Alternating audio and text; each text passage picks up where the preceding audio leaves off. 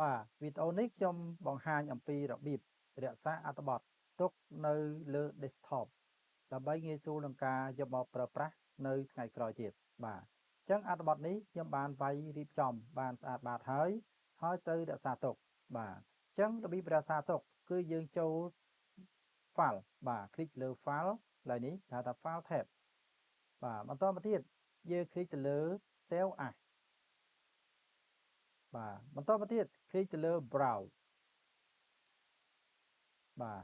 កន្លែងនេះហៅថា scroll bar គឺយើងទាញរកមើលពាក្យថា desktop បាទនេះ desktop បាទចុចទៅលើ desktop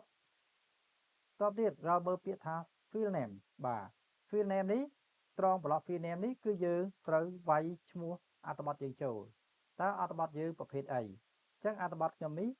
មិញនេះគឺប្រភេទអប់រំអំពីជំងឺគ្រុនឈាមលើកុមារបាទអញ្ចឹងយើងដាក់កាត់មកដាក់ថាជំងឺគ្រុនឈាមកុមារ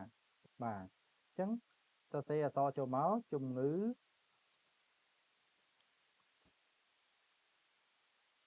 គ្រុនឈាមកុមារ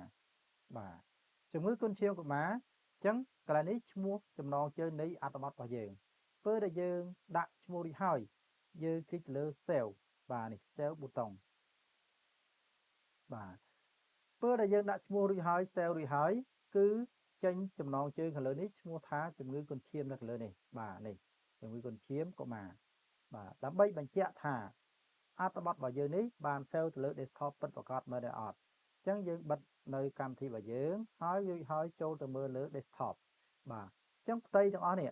ដែលយើងបើកកុំព្យូទ័រមកភ្លាមនេះឃើញទាំងអស់នេះគឺហៅថា desktop អញ្ចឹងយើងរើមើលលើនឹងមកឃើញដែរអត់បាទនេះអញ្ចឹងនេះអត្ថបទរបស់យើងដែលយើង save មិញគឺស្ថិតនៅលើ desktop នេះបាទអញ្ចឹងយើងចង់បើកមើលគឺ double click ទៅលើfile របស់យើងនេះបាទឬក៏យើងអត់ double click យើងម៉ៅស្ដាំឲ្យចំនៅ file របស់យើងរួចហើយ click លើ open បាទអញ្ចឹងក៏យើងអាចបើកនៅអត្ថបទរបស់យើងបានដែរបាទនេះអញ្ចឹងអត្ថបទរបស់យើងអាច